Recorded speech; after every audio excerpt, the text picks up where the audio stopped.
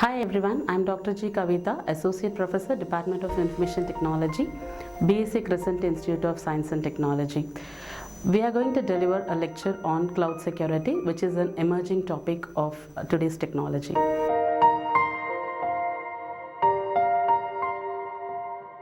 Cloud is defined as the on-demand availability of computer system resources for execution of an application. The formal definition which is given by NIST is, cloud computing is a model for enabling ubiquitous, on-demand access to a shared pool of configurable resources. By resources, it includes networks, servers, storage, applications, and services. These resources can be rapidly provisioned and released with minimal management effort. Cloud computing is based on the attributes like multi-tenancy, massive scalability, elasticity, pay-as-you-go, and self-provisioning of resources.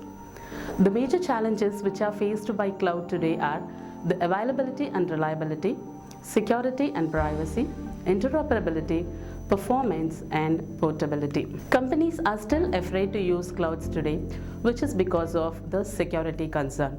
Security risks of cloud have become top concern in 2018 as referred from a survey.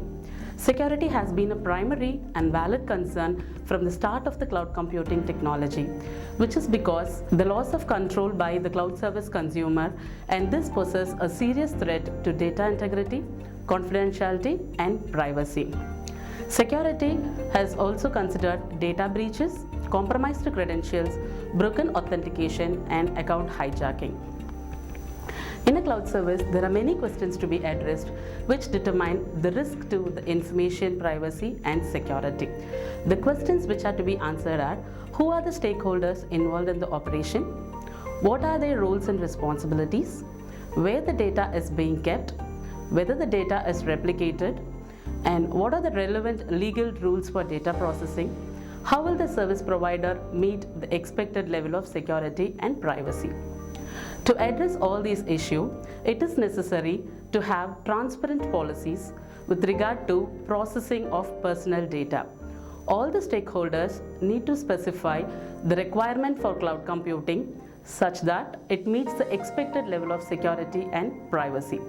Thus, to ensure your organization's privacy and security, it is necessary to verify the provider has secure user identity management, authentication, and access control mechanism in place. Identity and access management. So, identity and access management is provided to strengthen the control and trust between the organizations and the cloud service provider.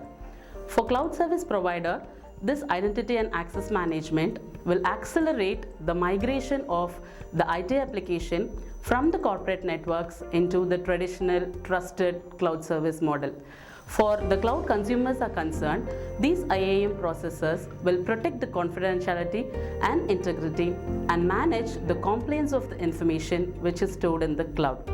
Hence, the organization invests in identity and access management practices which improves the operational efficiency and thereby complies with the regulatory, privacy, and data protection requirements.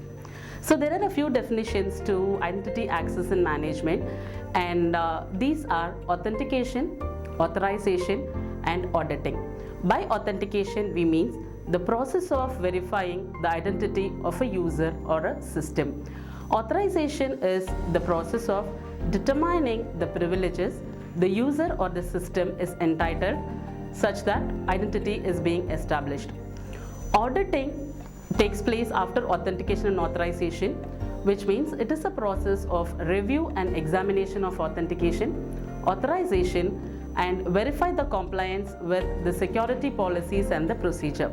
So auditing can detect the breaches in security services and can recommend any changes for the countermeasures of the security breaches. Identity and access management is not a monolithic solution, but it is a collection of technology components, processes, and standard practices. The main point of the deployment architecture with IAM is a directory service which acts as a repository for storing the identity, credential, and user attributes of the cloud users. So we present an enterprise identity access management functional architecture The main parts of this functional architecture are user management, authentication management, authorization management, access management, data management, and monitoring and auditing. The first one is the user management, which manages the identity life cycles of a particular user. The second one is the authentication management, which is used to determine that who is an entity and what it claims to be. So these management activities provides efficient governance and management of all the processes related to user and authentication. The next is the authorization management. By authorization, we determine the entitlement rights that decide what the resource and entity is permitted to access in accordance with the organization policy. Access management: when a user wants to access an IT resource within an organization, he needs to obtain an access management, access control policy, which will have enforcement of all the policy with respect to the user. The data management and provisioning propagates the identity and data for authorization to IT resources, either using automated process or manual process. The last one is the monitoring and auditing. Monitoring, auditing, and report compliance by users regarding access to resources within the organization is based on the defined policies.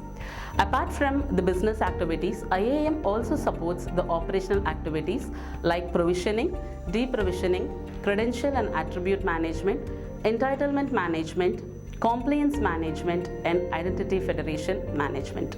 Provisioning is nothing but providing the users with necessary resources and access to the data and these resources. Users are given access to data repositories or the systems and the databases based on the unique user identity. Similarly, once the job is being done, deprovisioning works in the opposite way, which means deactivating the identity and the privileges assigned to a user identity. The credential and attribute management minimizes the risk associated with the identity impersonation and avoids inappropriate account use. Credentials for an individual may be either static or dynamic. By static, we mean the standard text password, and by dynamic, we mean the one-time passwords which are generated. Entitlement management is a very important part of IAM, and entitlements we refer to as the authorization policies. So these are the process which address the provisioning and the deprovisioning of privileges which is needed for the user to access the resources. The proper entitlement management ensures that the user are assigned only the required privileges which match with their job function. So entitlement management is used to strengthen the security of all the legacy application, the web application, the documents, files, and also the physical security system. Compliance management is the access rights and the privileges are being monitored in this compliance management to ensure the security of the enterprise resources. So this compliance management also helps the auditors to verify the compliance to various internal access control policies. Only the certified and the authorized user have the privileges to access the business sensitive information. Identity federation management. Federation is nothing but it is a process of managing the relationships established between the administrative domain boundaries among distinct organizations. A federation is an association of the organizations which come together to exchange the information about their users and the resources to enable collaborations. So federation of the entities will support single sign-on to the cloud services. Finally, concluding the topic of cloud security, although there is a significant benefit of leveraging cloud computing, security concerns have led the organizations to hesitate to move critical resources to the cloud. Hence, a cloud provider must ensure the security and privacy of the user applications and services. In cloud environments, the most challenging issues are trust assumptions, privacy implications, and the operational aspects of authentication and authorization.